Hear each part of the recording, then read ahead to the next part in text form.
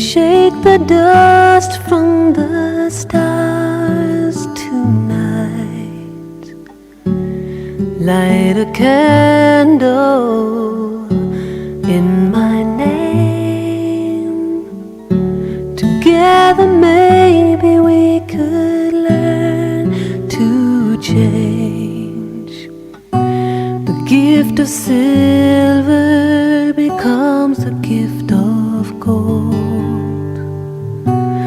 Deeper secrets will unfold.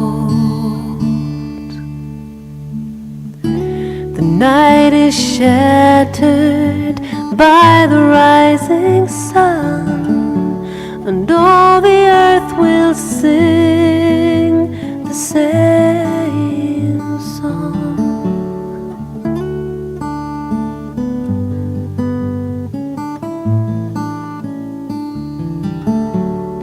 Breathe on me,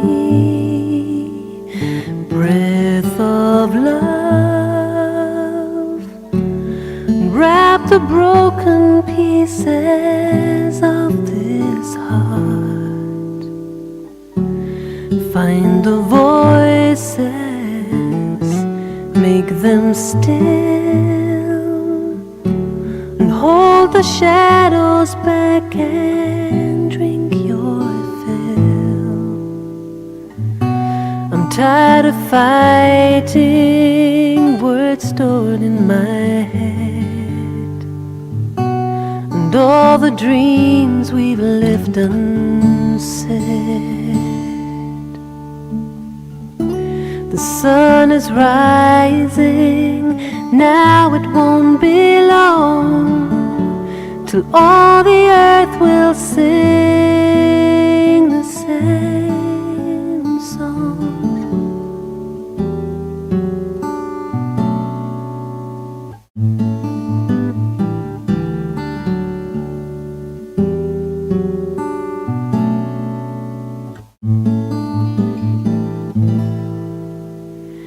Breathe on me, breath of life, and shake the dust from the stars tonight. Light a candle, say my name. Together maybe we could learn to change. Together maybe.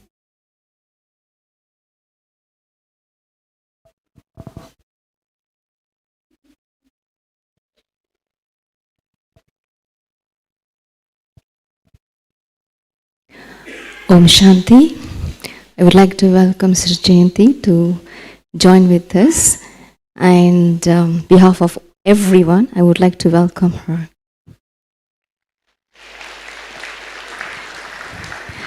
And I don't mind saying that, her schedule is so tight. It's like one of the country leader. And I really admire and appreciate her atak sevadaris, atak is tireless serving. And I think for us to really follow her in her footsteps in that way. And she's beautifully bridged the gap between West and East. And today, the topic we are exploring with her is bridging the gap between where we are and being a complete bestower. So she's going to share for 30 minutes, and later Shashar from Russia, he's been in Gyan for 40 plus years. He's going to interview Sister Jayanti on this topic. Warm welcome. Thank you. Om Shanti. Thank you. Om Shanti.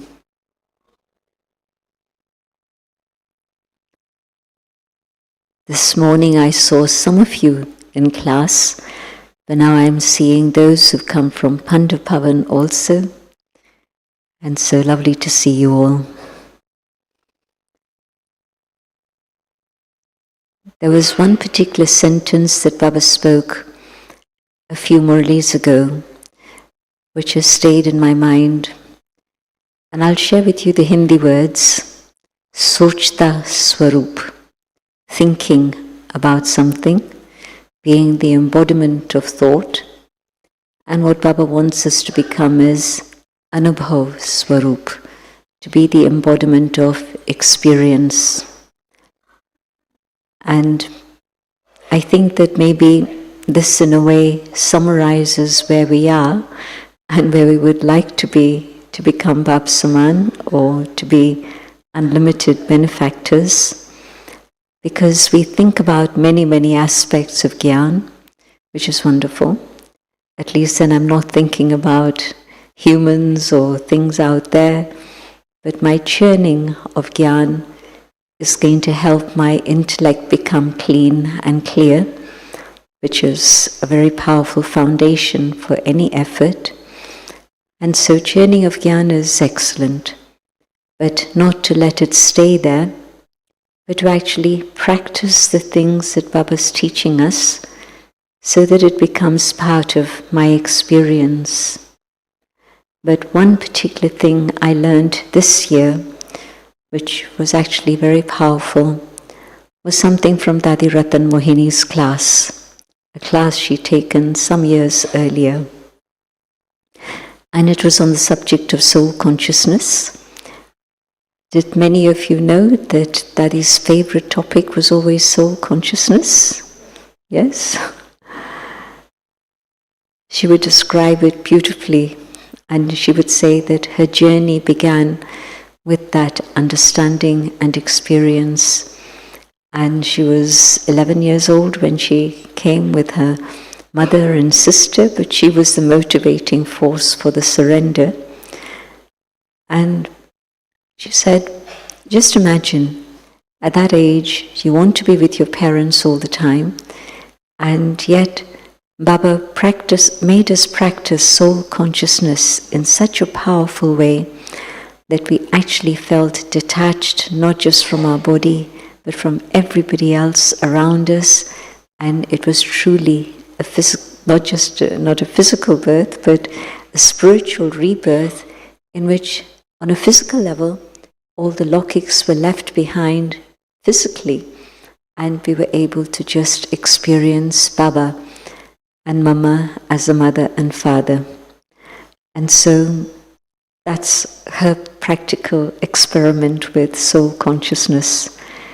And so today, if there's a difference between what I know I can be, but what I am at the moment, the first and most powerful aspect to practice is soul consciousness. And it's first day's lesson, but according to drama, it's also the last lesson. In the final moments, can I detach from my body like this? How long does it take to snap your fingers? Not even a second. So it's not even a question of a second, but just come back here and be able to let go of everything here, everything, and fly to Baba. So my preparation has to be for that moment, because if at that moment my intellect is pulled here or there, good or bad, whatever it may be, then I'm going to get stuck. I won't be able to fly, and neither will I be able to catch Baba's signals. And so my practice of soul consciousness is absolutely the foundation for everything. And within that, the sentence that had really caught my attention was where she said, to think I am a soul is still body conscious. And when I reflected on it, I said, yes, of course, because when I'm thinking, it's my brain, and my brain is very much part of my physiology. And so at that moment, my brain is thinking I'm a soul, but at that moment, I'm not soul conscious. I am in that awareness of still this. And so thinking I'm a soul is important. It's the first step. But can I go deeper and deeper within myself to come to the experience of that total silent space inside in which I can feel that I'm a soul? And if you've done that once, the experience is such a sweet and powerful one, you can keep repeating it for yourself again and again. So that stage of soul consciousness, so that it doesn't take me a few moments, but I see, I hear, but I'm able to go inside immediately and come to that experience of being a soul. And so the more I practice this, the easier it becomes. And the second thing to practice, how long does it take me to put a full stop to something of the past? 10 years? Sometimes we don't let go of things and don't forget what somebody has said 10 years ago. Now just imagine this tiny little soul, and not only am I carrying the full record of all my births, huge, huge amount of information, but just in this one birth, how many things of the past am I carrying in here which are a total waste? Every time I think of them, or every time something happens that triggers the memory, those thoughts come back, those feelings come back. And if it's a beautiful experience, wonderful, keep repeating it and reawaken that feeling and that joy and that intoxication. But if it's anything negative, and I keep doing that, I'm just adding to my burden more and more. Not only am I wasting my time, my thoughts, my energies, all the treasures of Sangam Yuga, but also I'm creating that imprint on a deeper and deeper level. When a child falls and the mother picks it up and gives it a hug and says, "Okay, I'll kiss it better," how long does it take the child to forget? It's gone. You see the child smile within a moment. But if there are things that happen and the imprint is like writing on stone, and every time I emerge it, that engraving on stone gets deeper and deeper. And so, literally, when I feel heavy, and Baba's often been talking about lightness recently, so every time I feel heavy, it's because I'm filling my intellect, this tiny little space that I have, with things that are not useful, sometimes highly toxic, but at the best they're not useful. But when they're toxic, then of course they're impacting my total behavior today, but also the atmosphere, and also, in fact, the body itself. There's a lot of evidence that we have about this too, through medical research. So, when things happen, can I practice what Baba has said about putting a full stop? And the full stop is real. It's not like Baba said, you're a bit shaky, and so when your hand shakes, it's not a full stop. It becomes a query, it becomes a question. Or even if it becomes an exclamation mark, and I'm shocked. Big difference between really putting a full stop and not allowing it to come back into my awareness. And so, if there's something that I keep repeating in my mind, and worse still, repeating it in words to others, then that imprint is going to be so deep that in my final moments, that imprint is what's going to pull me.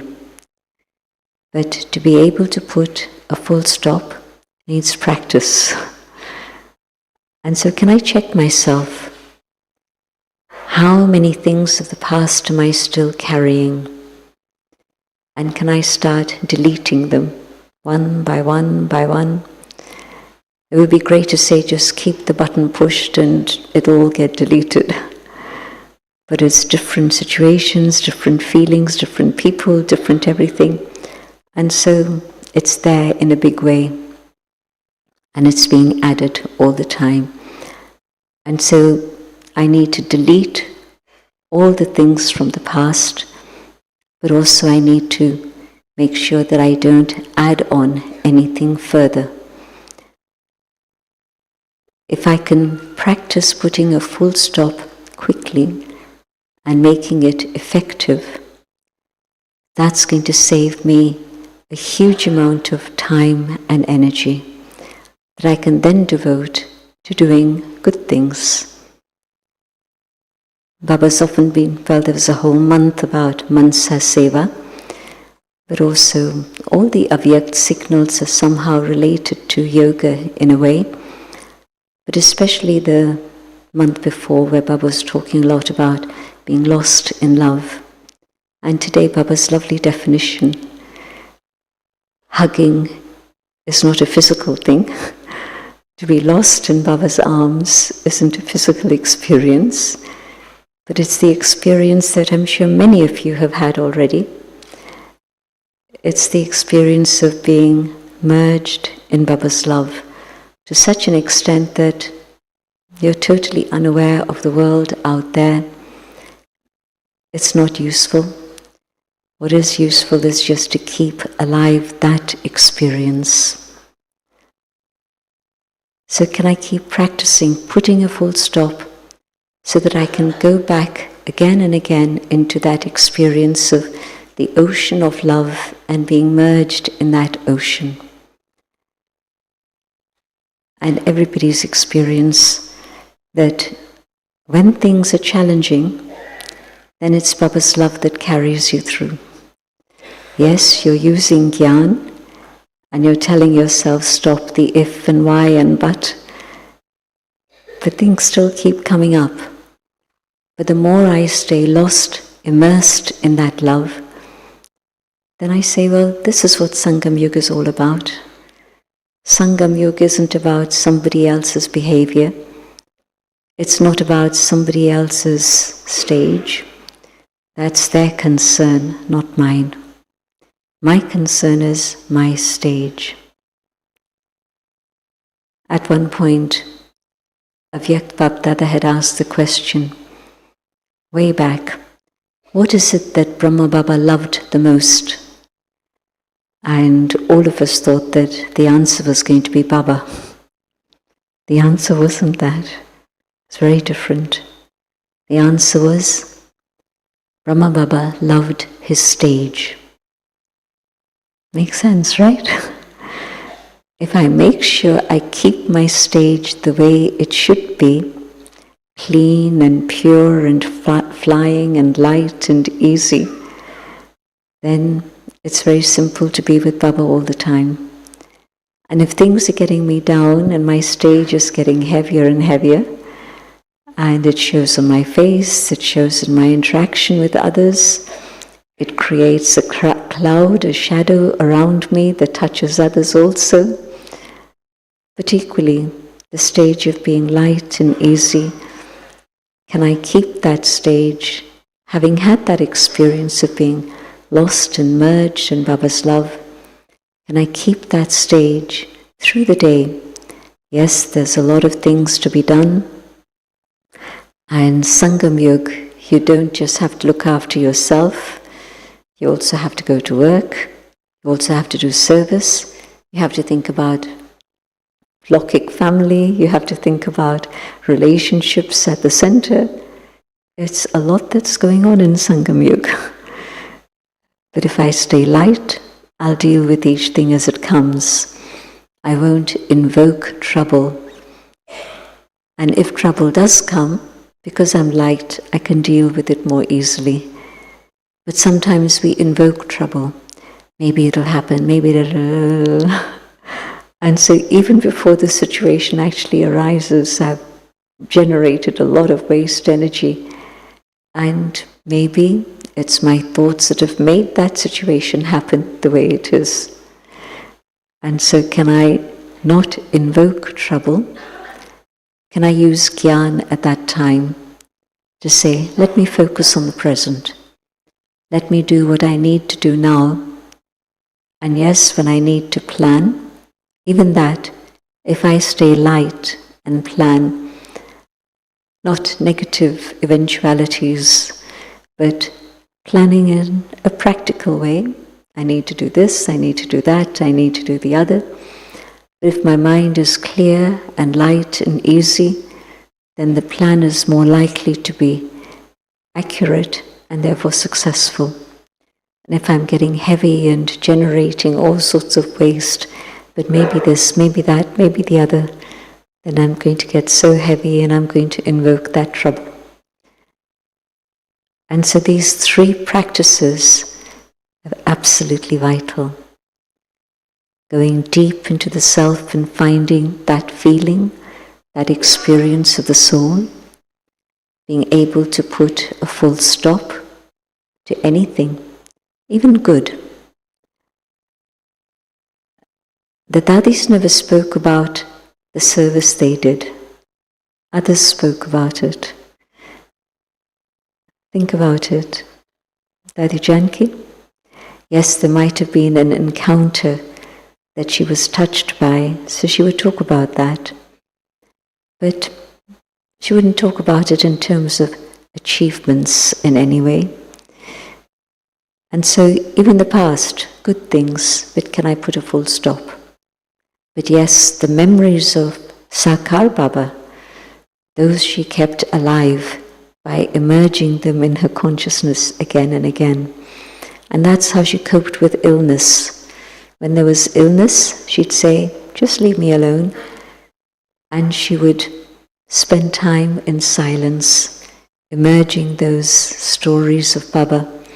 And because she did this regularly for herself, when she spoke about those stories to us, at that time, 60 years prior, they'd still be so fresh. And she'd give us the feeling as if we were there with her as those things happened. So emerging the good things, not achievements in service, but things that uplifted you. The times that you had special drishti, whether it was Avyakt Bap Dada, Dadi Gulzar, Dadi Janki, Dadi Prakashmani, so many different experiences that this gathering has been through. And so emerge those and the feelings that they created in you. And those feelings can be emerged again and again, and they'll help. So putting a full stop to whatever is negative and wasteful. And the third, experience being lost in love. And everything changes dramatically because my intellect, my perception is different. Recently I was in Costa Rica and it was a gathering of powerful individuals, but the woman who'd invited me, she wasn't there. So I was surprised and I asked, where is she? And they said she'd had a fall. And this woman has been a good friend of the BK since the 80s. And today I'd say she is a BK herself. It was a slow journey, but the friendship led to closer and closer interaction and a huge amount of support for Baba through all the service projects we've had. And she's 90 now. So she was unwell, generally fragile, but when she had the fall, can you imagine, in 90 and you fall, so much can go wrong. And after that, sometimes I've seen people totally immobile, they're in a wheelchair then for the rest of their life. But as soon as the program finished, it was a 2-hour trek to get to her, but we took the journey and went to see her. And to my surprise, she had a big, beautiful smile and was sparkling. And yes, she was carrying a stick and she was needing help and support, but her face gave no indication that there was anything wrong with the body. So once she'd settled down comfortably, I said to her, we missed you. And she said, but I didn't miss you. And what I thought is that, and she uses the word Baba, she said, I thought to myself, why is Baba keeping me away from the program? And I smiled and I said, Baba, you know what you need from me.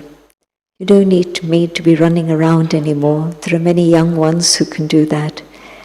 You need me to be doing Mansa Seva. So while you were all talking and enjoying and whatever, I was doing Mansa Seva so that the program should be very successful. And it was more than could have been expected. It was highly, highly successful.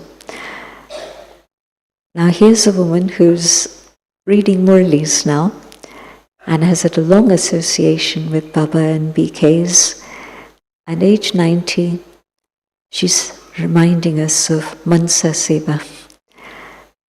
And it was so beautiful to observe how something that could have turned her mind and made her feel very depressed. I worked so hard to make this happen, and it's happening now, and I'm not, the sort of thoughts that can go on. So what sort of face would she have had? She would have been pretty down, and we would have had to work hard to uplift her. But instead of that, she was sparkling. Change of perception. So can I do that instantly? When something is happening, can I change my perception of what's going on and be with Baba and maybe ask myself the question, how would Baba see this? What does Baba want from me now? And you will change, and the situation will change, and it'll help others too. And so yes, I'm sure that success was destined in the drama, but even when something's destined, you still have to make it happen. This is the quirk of drama, knowing that drama is accurate and knowing that you have to make that accurate happen again. And so here we are thinking about, well, how much time do we have? We don't have that much time. And so is it possible for me to achieve the stage that Baba would like me to have, that I would like to have, to be so full that I don't need anyone or anything except Baba. Daddy used to love this song, and it's a song about the three jewels that I love. Baba, Murli, Madhuban. Sakhiri mene payo, teen ratan. My friend, I found three jewels, Baba, Murli and Madhuban. And even Madhuban's not just a physical thing. Madhuban is the memories I carry in my mind. And again, Murli is not just the paper that I read, it's the things I've taken from God's versions that I keep in my heart and my head. And Baba, of course. Baba says I'm with you, but do I feel Baba's presence with me? And so that one sentence from that Murli of, don't just be the embodiment of thinking, be the embodiment of experience. And that really has been such a trigger for my own inner work when I read that just some weeks ago, I think, maybe a few months ago. And so Baba teaches us very simple things. Why? Because Baba knows we're exhausted. After the journey through the Copper Age and the Iron Age, and especially the last period of the Iron Age, we don't have any energy left.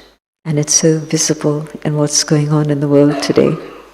People don't have that inner strength, that inner energy anymore at all, which is why all the values fall apart and everything breaks down.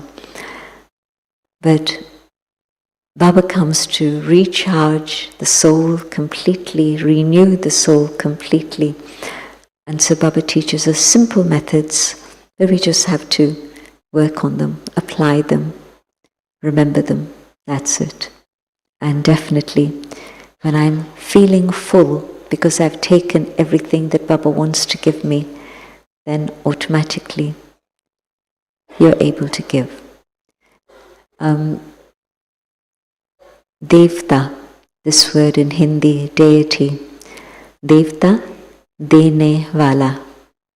And just at Diwali time, we had the little deepaks, and it was diya. And so the giver, the donor, the one who's able to give, different to I want, I want, I want. And when you're in the wanting stage, then it's a problem. But when you're in the giving stage, give, give, give, you're able to fly. Om Shanti.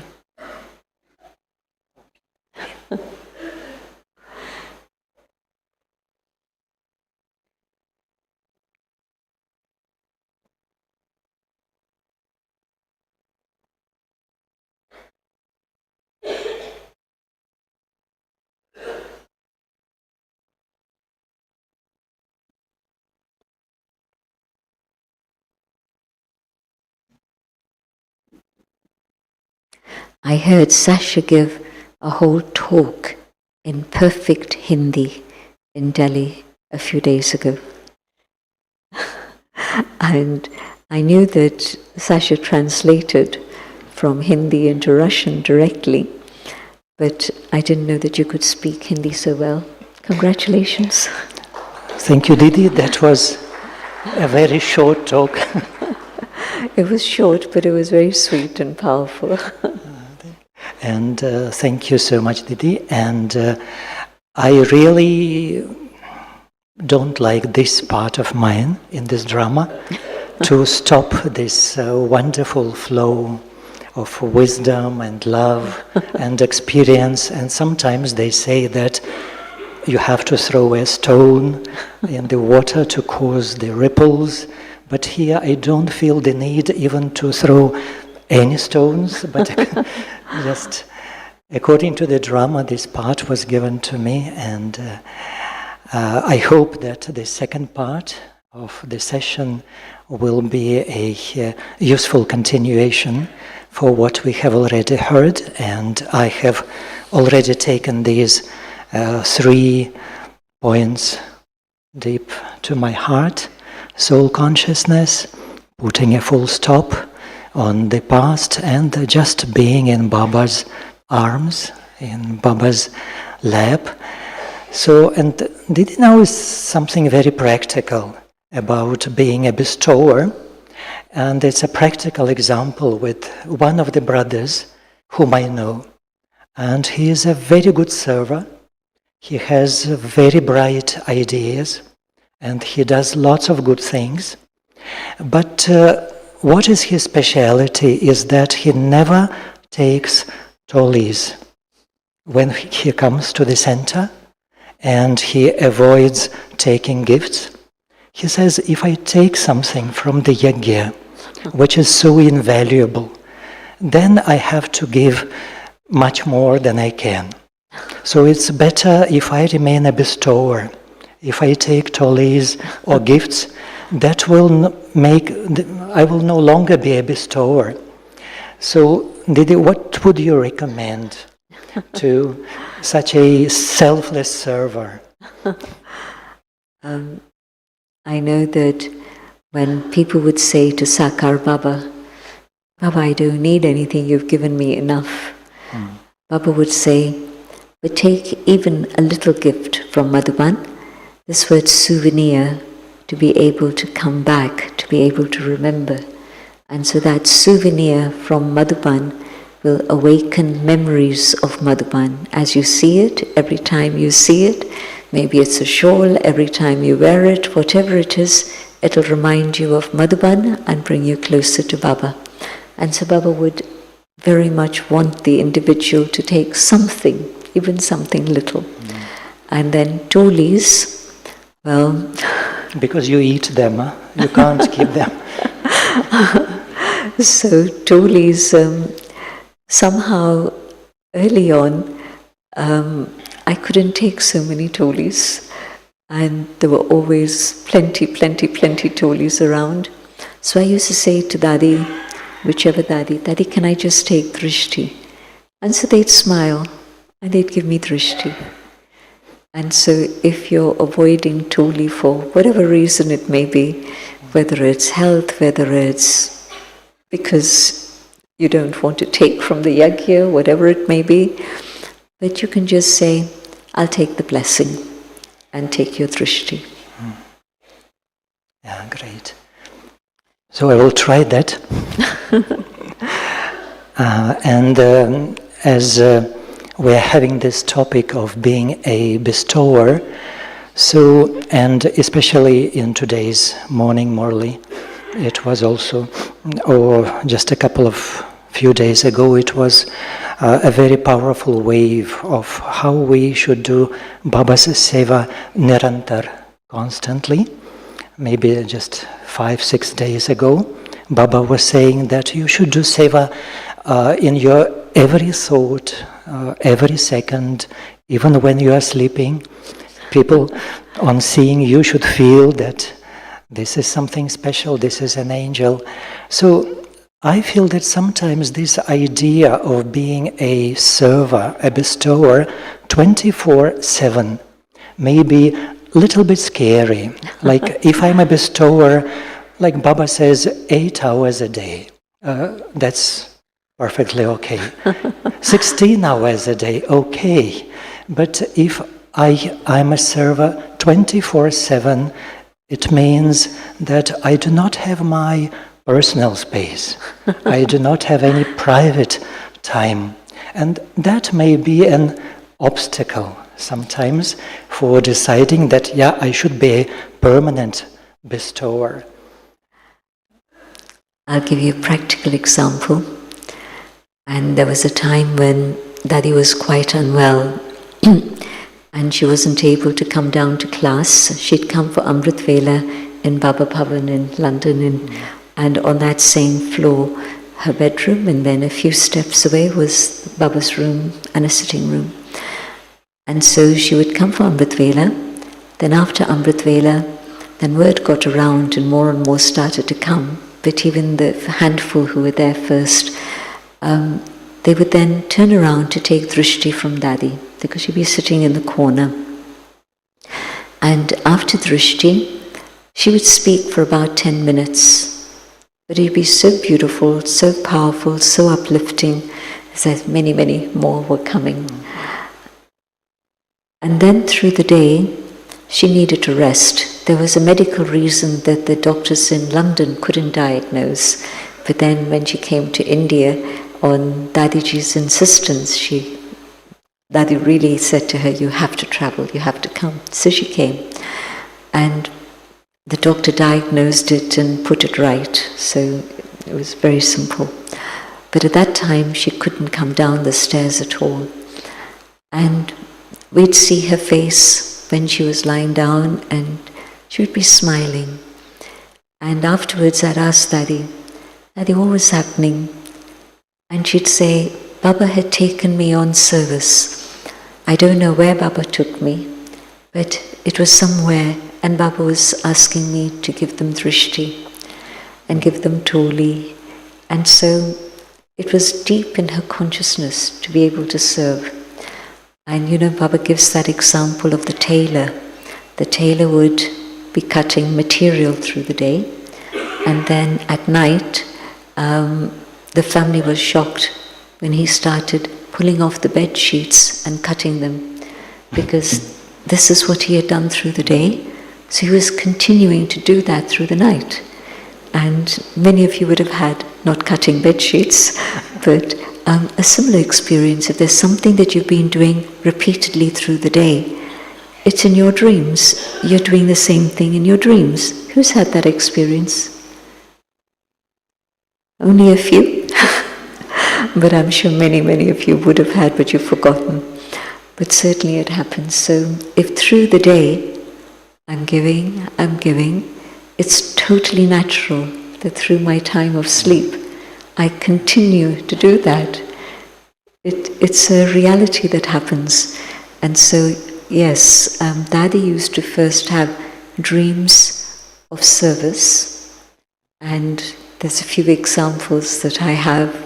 We won't go into the stories now, but she would dream of something, and a little while later, maybe even a year later, it would materialize.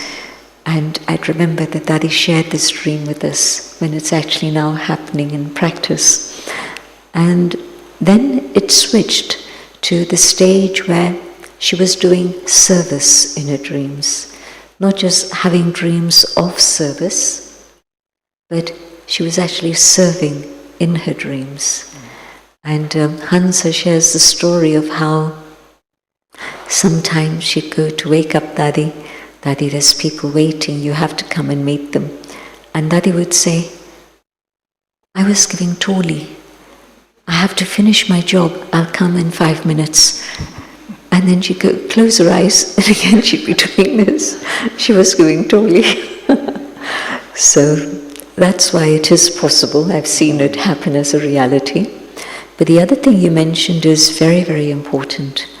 The Dadis were able to use their own reserve of the accumulation of yoga that they had and the accumulation of the stock of gyan that they were able to give all the time. I never heard any of the Dadis say, I need time for myself, or I need space for myself. Those who've been with the Dadis, did you ever hear any of the Dadis ever say this? It was a reality of their life, because through the early meditation, they were filling their stock.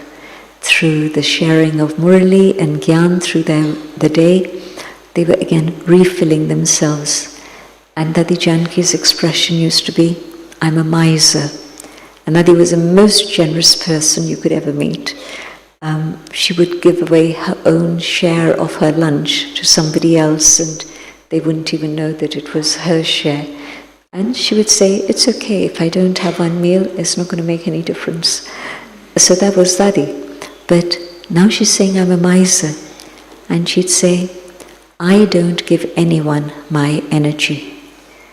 I just keep a connection with Baba, bring Baba in front of me, and I let Baba give them energy and love and power and whatever it is the soul needs. I don't give anything of myself, because if I gave, I would get depleted.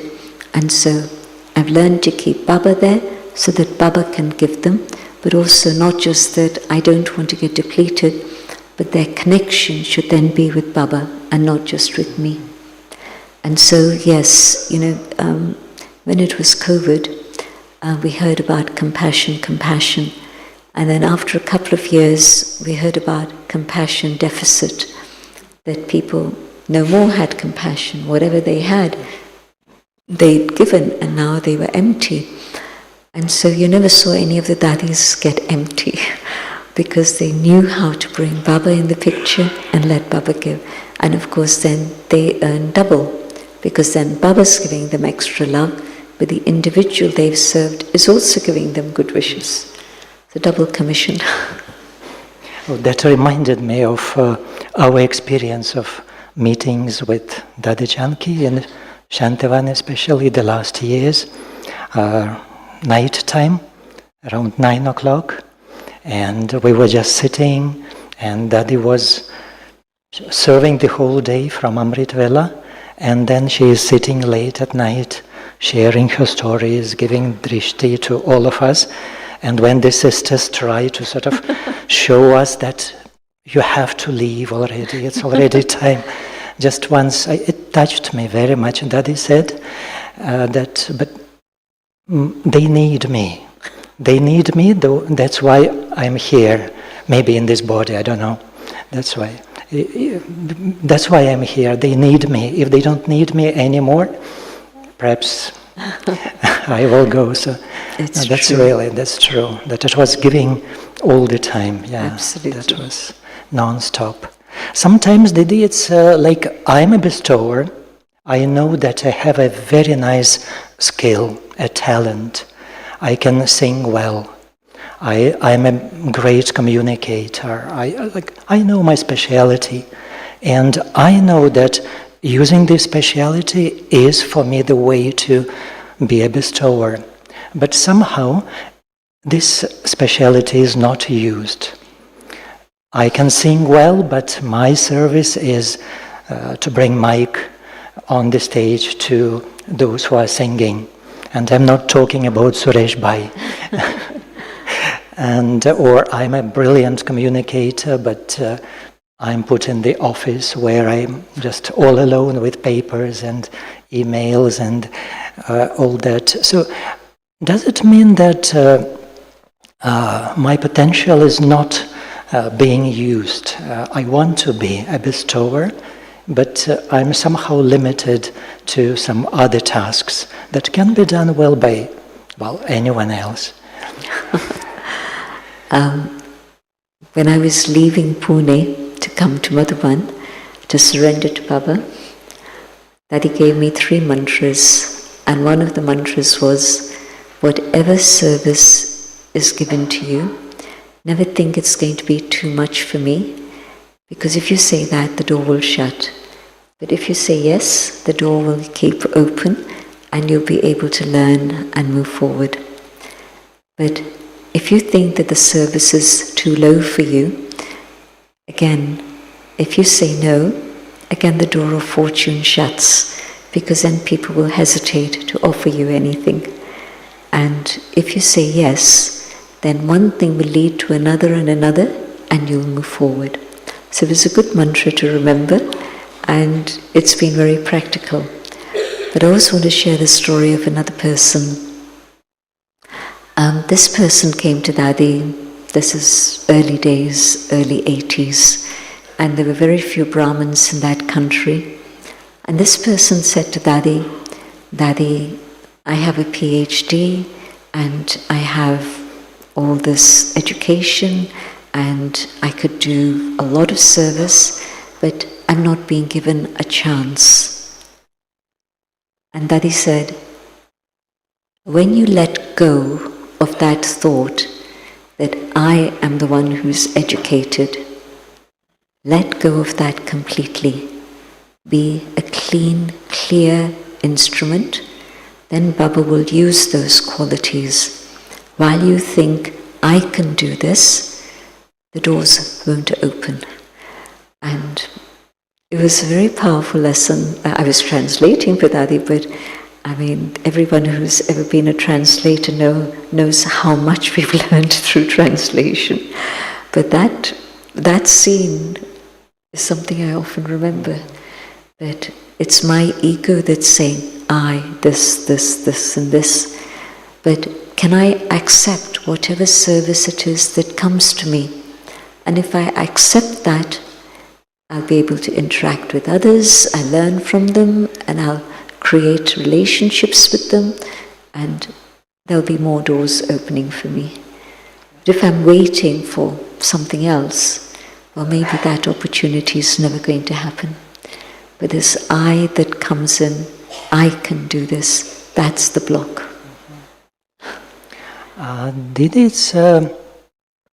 You touched it already in the first half of the session, but maybe we can talk more about that. It's about our bodies getting older or more fragile with time. And this is the difference between the Lokic world and the Brahmin world. Normally, out there, people reaching certain age, they retire. They can enjoy with their grandchildren. They do traveling, touring, or just... But somehow in the Brahmin family, and Baba says that this confluence age is the most special age, and we enjoy every moment of it. The older you become, the more responsibility is there, and the body is not able sometimes to cope with that. But you know that further ahead, it's going to be more and more. So how this balance is to be kept, to stay the bestower? Can I know myself as a soul, but can I also know about my body, so that I'm able to do things within the limits that the body imposes? So the physical things I used to do 20 years ago, I can't do those anymore. but can I do other things instead? And yes, there'll be younger ones who'll come and they'll do the things I used to do, but now can I sustain them and keep them enthusiastic and ready and prepare them so that they can do more? So I think that if you grow old physically, gracefully in that way, then you manage. But again, can you imagine in the Lokik world, a person 92 years old taking on a new job that was full-time? Dadi Janki was asked to do that. She'd been there were no titles at all, but then later on towards the end of that period, she was being called the Director of Foreign Services. And so from being the Director of Foreign Services to being the Chief of the Brahma Kumaris worldwide was a big step. And so 92 years old, she settled back in India and took on a new job. And when we'd say to her, Dadi, what if somebody wants to retire?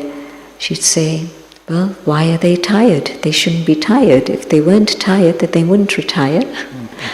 And I'm not retired, I'm not tired. And it's true that she had the same enthusiasm for doing whatever she was doing.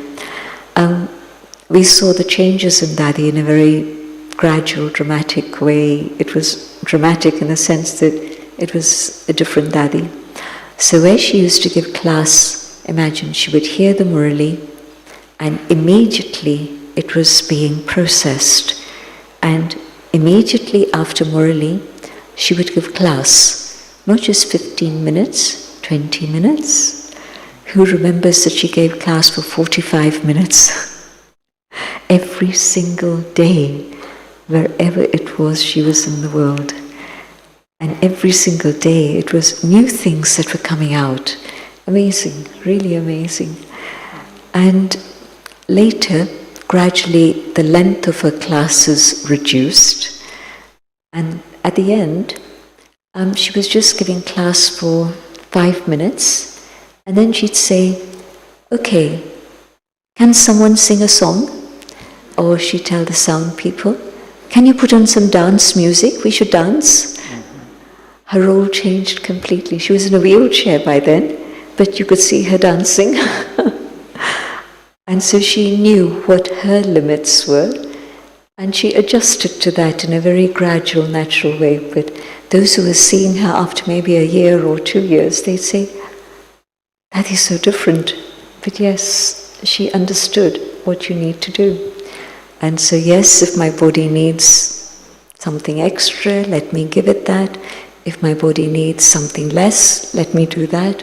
So to make sure that Baba's mantra to Dadi was, remember, you're not just the driver of your vehicle, you're also the mechanic. And so if you remember that you're the mechanic, and if you take care of your own vehicle, then you won't need to go to the hospital and say, put me right. But when it was time to go to the hospital, okay, she did that gracefully too. Thank you, Nidhi. That's beautiful. I'm aware that Jayanti Didi has to leave by 7, but maybe we have time for just just a small another question. It's being in unlimited bestower these days especially is possible using the means of technology. We're getting more and more unlimited, and people can see us, they can watch, they can listen worldwide. And so can we measure the level of my development as a unlimited bestower with the number of views, likes?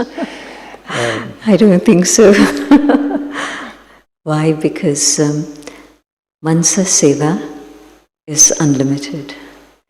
And Mansa Seva, I don't see the results. And I don't need to know the results, like the story of Dadi in the 80s when she was unwell. I don't know where I went. I don't know who was served. But I know that Baba served through me. That's it, just that contentment. And sometimes we get people come back and tell us that he came to me in my dreams, that he came to me as an angel. So we would hear feedback in that way. But she wasn't interested. Baba did service and I'm content. And so certainly the number of views, how many souls do I reach through Mansa Seva? I don't know. It's not the number of views. And if it's just service through words, yes, that can be counted. But if you've left an imprint in someone's heart and they've come closer to Baba through what you've done, it might be 10 years before they tell you that, yes, you said this and this is what helped me at that time. So not to look for external results in that way, but let me just take and be able to give. But the most important thing, if I'm content myself, then that contentment allows Baba to work through me. If I'm discontent, then it's going to be difficult with relationships, it's going to be a vibration that's creating discontent in others, and I can't serve. But if I keep myself content, if I have this, it's okay. If I don't have this, it's also okay. No problem. To be light and easy, both in terms of physical situations, but also in terms of relationships. I smiled at them and they didn't smile back. It's okay. Why should I stop smiling? I don't have to be dependent on their smile. Let me keep smiling anyway. Om Shanti, and thank you, Didi, so much for this wonderful sharing. I think everyone agrees that it was wonderful, and we could have continued on and on. And Sasha's second language is English, so thank you. But also, yes, the questions you asked, I think, maybe were in many people's hearts and minds, so thank you. Thank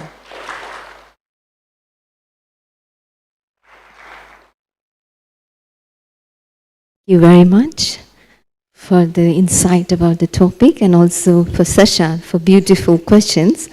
And some of the question was really beautiful. It was needed. And I know Jayantiban has to leave now. And we will have a meditation. We'll go to Baba and take a power to become a bestower.